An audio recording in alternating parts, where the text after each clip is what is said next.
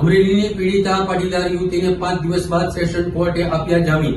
પાટીદાર દીકરીના જેલવાસનો આખરે આવ્યો અંત। ગુજરાતમાં જો ભાજપ નેતાઓને તકલીફ પડે કે તેમની સાથે કોઈ કૌભાંડ કરે તો તેના પર ખૂબ જ જલ્દી એક્શન લેવામાં આવે છે। અમરેલીમાં પણ કંઈક એવું જ બન્યું છે। અમરેલીમાં થોડા દિવસ પહેલા એક પત્ર વાયરલ થયેલો હતો। આ પત્રમાં અમરેલીના યુવા ભાજપ નેતા અને વિધાનસભાના નાયબ દંડક કૌશિક વેકરિયાની છબી ખરડાવવા ખોટો પત્ર વાયરલ કરવામાં આવેલો હતો। પોલીસે માત્ર 24 જ કલાકમાં આ કેસના આરોપીઓને શોધી કાઢ્યા, પરંતુ જ્યારે આ મામલે નિર્દોષ પાટીદાર દીકરીની રાત્રે તેના ઘરેથી ધરપકડ કરી અને તે બાદ સમગ્ર મામલો ગરમાયો। આ સમગ્ર મામલે આજે પાટીદાર યુવતીને જામીન મળી ગયેલા છે। અંતે પાટીદાર પીડિત યુવતીને 5 દિવસ બાદ જામીન મળેલા છે। સેશન કોર્ટે 15,000ના બોન્ડ પર પાટીદાર યુવતીને જામીન આપ્યા છે। પાટીદાર દીકરીના જેલવાસનો અંત।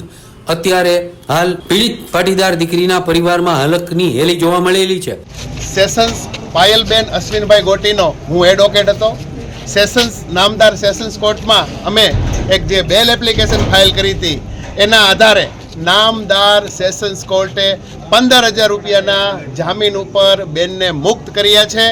આ એનો જેલ મુક્તિનો ઓર્ડર છે।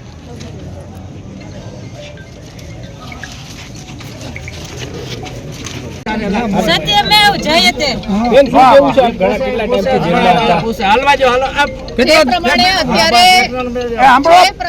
અત્યારે દીકરી હજી બહાર આવી રહી છે, એની માનસિક મનોદશા એને થોડી સેટ થવા દો। મીડિયાના મિત્રોને આપ સૌના માધ્યમથી ગુજરાતની પ્રજાનો હું ધન્યવાદ માનું છું, કારણ કે જે પ્રમાણે આખું એ સોશિયલ મીડિયા અને મીડિયાના માધ્યમથી યુદ્ધ ચલાવ્યું, સરકારને જે દબાણ ઊભું કર્યું, જે પ્રક્રિયાના ભાગરૂપે આજે જામીન મળવાની હતી એ જ પ્રક્રિયાના ભાગરૂપે આજે કોર્ટમાંથી નામદાર જજે જે જામીન આપ્યા ને એના ભાગરૂપે દીકરી આજે બહાર આવી છે।